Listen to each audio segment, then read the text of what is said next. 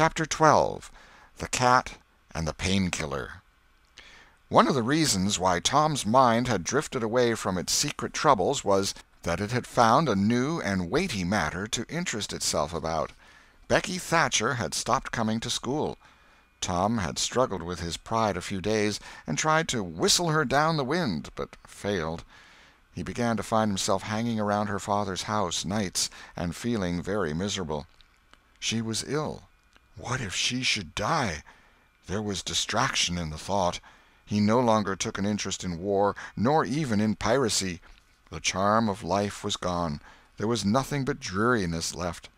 He put his hoop away, and his bat. There was no joy in them any more. His aunt was concerned. She began to try all manner of remedies on him. She was one of those people who are infatuated with patent medicines and all new-fangled methods of producing health or mending it. She was an inveterate experimenter in these things. When something fresh in this line came out, she was in a fever, right away, to try it. Not on herself, for she was never ailing, but on anybody else that came handy. She was a subscriber for all the health periodicals and phenomenological frauds, and the solemn ignorance they were inflated with was breath to her nostrils. All the rot they contained about ventilation, and how to go to bed, and how to get up, and what to eat, and what to drink, and how much exercise to take, and what frame of mind to keep one's self in, and what sort of clothing to wear, was all gospel to her, and she never observed that her health journals of the current month customarily upset everything they had recommended the month before. She was as simple-hearted and honest as the day was long, and so she was an easy victim.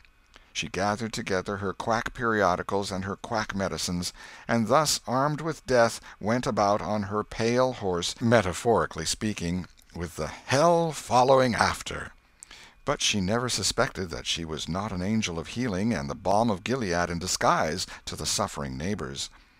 The water treatment was new, now, and Tom's low condition was a windfall to her. She had him out at daylight every morning, stood him up in the woodshed, and drowned him with a deluge of cold water.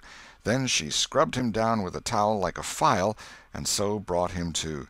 Then she rolled him up in a wet sheet and put him away under blankets till she sweated his soul clean, and the yellow stains of it came through his pores, as Tom said. Yet, notwithstanding all this, the boy grew more and more melancholy and pale and dejected. She added hot baths, sitz baths, shower baths, and plunges. The boy remained as dismal as a hearse. She began to assist the water with a slim oatmeal diet and blister plasters. She calculated his capacity as she would a jug's, and filled him up every day with quack cure-alls. Tom had become indifferent to persecution by this time. This phase filled the old lady's heart with consternation. This indifference must be broken up at any cost. Now she heard of Painkiller for the first time. She ordered a lot at once. She tasted it and was filled with gratitude. It was simply fire in a liquid form. She dropped the water treatment and everything else, and pinned her faith to Painkiller. She gave Tom a teaspoonful and watched with the deepest anxiety for the result. Her troubles were instantly at rest, her soul at peace again, for the indifference was broken up. The boy could not have shown a wilder, heartier interest if she had built a fire under him. Tom felt that it was time to wake up. This sort of life might be romantic enough in his blighted condition, but it was getting to have too little sentiment and too much distracting variety about it. So he thought over various plans for relief, and finally hit upon that of professing to be fond of Painkiller. He asked for it so often that he became a nuisance, and his aunt ended by telling him to help himself and quit bothering her. If it had been Sid, she would have had no misgivings to alloy her delight, but since it was Tom, she watched the bottle clandestinely. She found that the medicine did really diminish, but it did not occur to her that the boy was mending the health of a crack in the sitting-room floor with it. One day Tom was in the act of dosing the crack when his aunt's yellow cat came along, purring, eyeing the teaspoon avariciously, and begging for a taste. Tom said, "Don't ask for it unless you want it, Peter." But Peter signified that he did want it. You better make sure." Peter was sure. "Now you've asked for it, and I'll give it to you, because there ain't anything mean about me, but if you find you don't like it, you mustn't blame anybody but your own self." Peter was agreeable, so Tom pried his mouth open and poured down the painkiller. Peter sprang a couple of yards in the air, and then delivered a war-whoop and set off round and round the room, banging against furniture, upsetting flower-pots, and making general havoc. Next he rose on his hind feet and pranced around in a frenzy of enjoyment, with his head over his shoulder and his voice proclaiming his unappeasable happiness. Then he went tearing around the house again, spreading chaos and destruction in his path. Aunt Polly entered in time to see him throw a few double somersets, deliver a final mighty hurrah, and sail through the open window, carrying the rest of the flower-pots with him. The old lady stood petrified with astonishment, peering over her glasses. Tom lay on the floor, expiring with laughter. "Tom, what on earth ails that cat?" "I don't know, Aunt," gasped the boy. "Why, I never seen anything like it. What did make him act so?" "'Deed I don't know, Aunt Polly. Cats always act so when they're having a good time." "They do they?" There was something in the tone that made Tom apprehensive.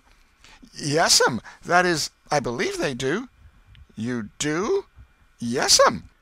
The old lady was bending down, Tom watching, with interest emphasized by anxiety. Too late he divined her drift. The handle of the tell-tale teaspoon was visible under the bed valance. Aunt Polly took it, held it up. Tom winced and dropped his eyes. Aunt Polly raised him by the usual handle, his ear, and cracked his head soundly with her thimble. "Now, sir, what did you want to treat that poor dumb beast so for?" "I done it out of pity for him, because he hadn't any aunt." "Hadn't any aunt, you numbskull! What has that got to do with it?" "Heaps. Because if he'd 'a' had one, she'd 'a' burnt him out herself.